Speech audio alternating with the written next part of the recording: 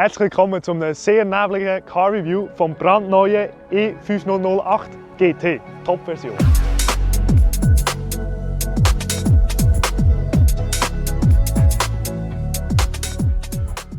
Der 5008 ist ein 7-Sitzer Elektro-SUV und hat die neue Peugeot Formsprache. Fangen wir mal bei der Front an.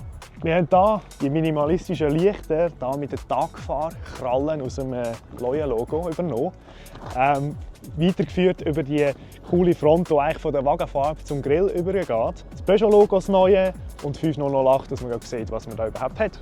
Und weiter auf der Seite haben wir 19 Zoll Lulea-Felgen, die ich sehr gelungen finde. Und die erste Prise Luxus. Da sieht man, der Fenstergummi ist hinter dem Türrahmen. Das hast du nur beim Range Rover.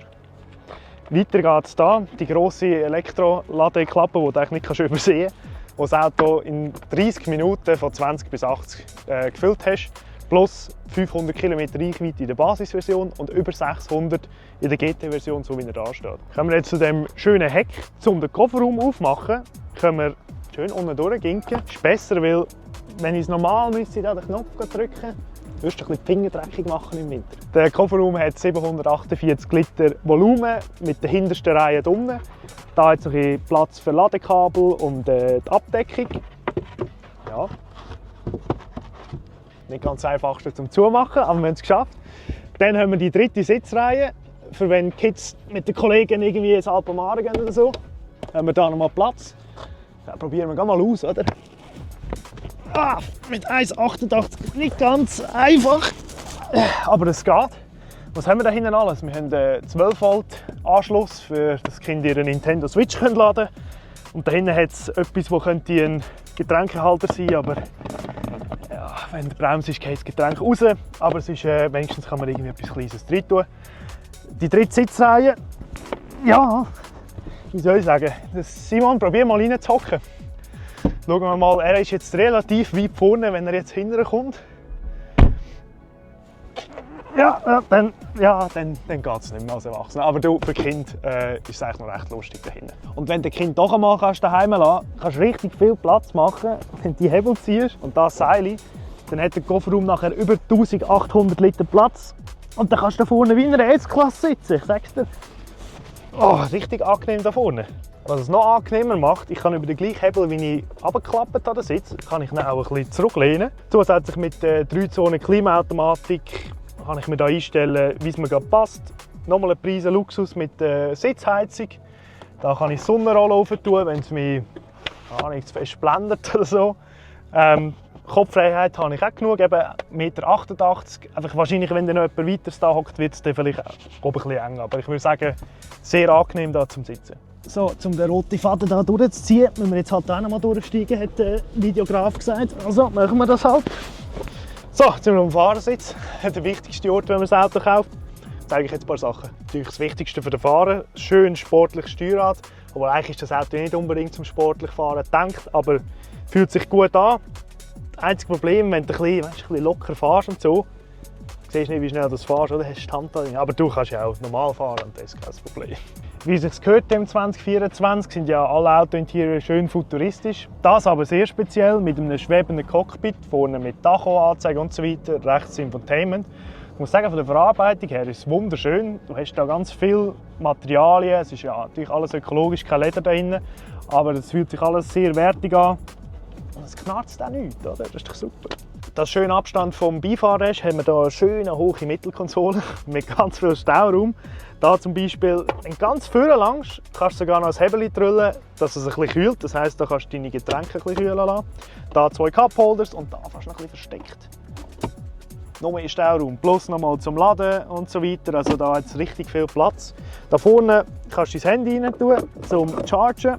Das ist auch gekühlt. CarPlay gibt es natürlich, es ist alles da. Und die wichtigen Sachen, die Knöpfe brauchen, wie zum Beispiel eben, das Fensterentieisen und so weiter, das gibt es immer noch als Knopf und muss nicht über den Touchscreen bedient werden. Also schon mal nicht schlecht.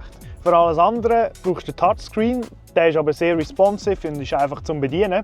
Was aber ganz cool ist, du kannst da unten so Shortcuts setzen, zum Beispiel für Sachen, die du immer wieder brauchst. Du musst einfach lang drauf drücken und dann kannst du irgendetwas wählen. Zum Beispiel jetzt die Lenkradheizung habe ich jetzt da als Shortcut Dann kann ich einfach da draufklicken und das Lenkrad wird beheizt. Ich muss nicht in die Menüs rein.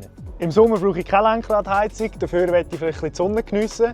Mit dem Panorama da kann ich das, plus ich kann ihn aufmachen. Und wenn ich die Sonnenbrille brauche, kann ich die mega schnell rausholen. Schau mal. Zack, und schon ist er offen. Oh. Bevor wir aber das Fazit ziehen können, müssen wir schon noch mal fahren, oder? Würde ich sagen.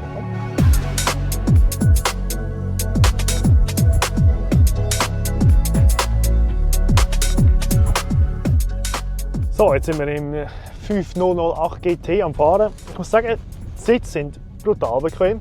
Also wirklich, fühlt sich an wie so ein schöner Ledersitz im Wohnzimmer, den du hast. Aber das ist natürlich nicht echt Leder, das ist alles sustainable da. Aber es fühlt sich super an.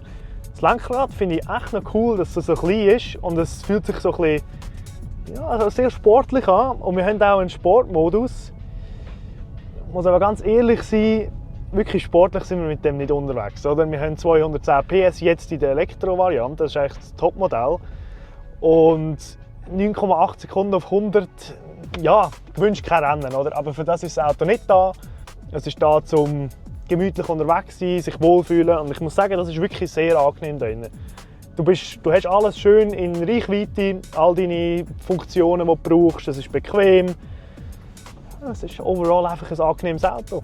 Der Wendekreis ist wirklich nicht schlecht. Wir müssen jetzt kehren und der Wendekreis, not bad.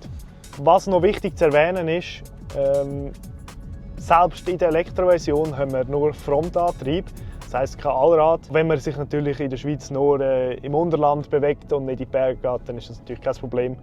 Dann geht das tipptopp, dann ist man auch ein bisschen, ja, wie soll ich sagen, sparsamer, wenn man nur Front hat. Die Rekuperierung kann man, wie gehabt bei Elektroautos, über die Pedals da verändern. Wenn man links zieht, tut es mehr rekuperieren und wenn man rechts zieht, tut es wieder ein bisschen weniger rekuperieren. Das Auto ist durch und durch französisch. Ich meine, sogar der Blinker hat einen Akzent. Oh, that's it. That's the bit. So, jetzt so zum Fazit. Ein mega angenehmes, cool aussehendes Auto. Gibt es in 3 Varianten. Als Mild-Hybrid, Hybrid, Plug-in-Hybrid und als Elektroversion. Da jetzt top ausgestattet als Elektroversion, trotzdem ohne Frank. Aber für die um die 63'000 Franken bekommst du mega viel und vor allem wirklich gute Qualität. Sind wir gespannt, was wir nächstes Mal noch fahren. Abonniert den Kanal und bleibt dran.